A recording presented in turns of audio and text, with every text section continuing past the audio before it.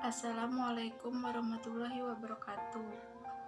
Tepangkeun wasta Abi Martina Anggraini, Abi calik di kelas 11 IPA 2. Di dieu Abi bade ngadugikeun drama anu judulna COVID-19.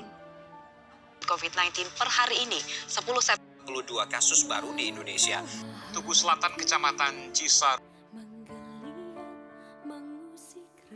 Waktos ayeuna dunia gering. Mimitian ti ayeuna banjir bandang. Iran ngalawan Amerika, pupusna pemain legendaris.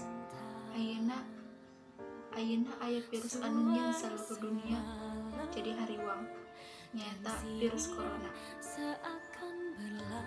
Loba jalma nu teu paduli, loba jalma nu teu percaya ku ayana virus ieu.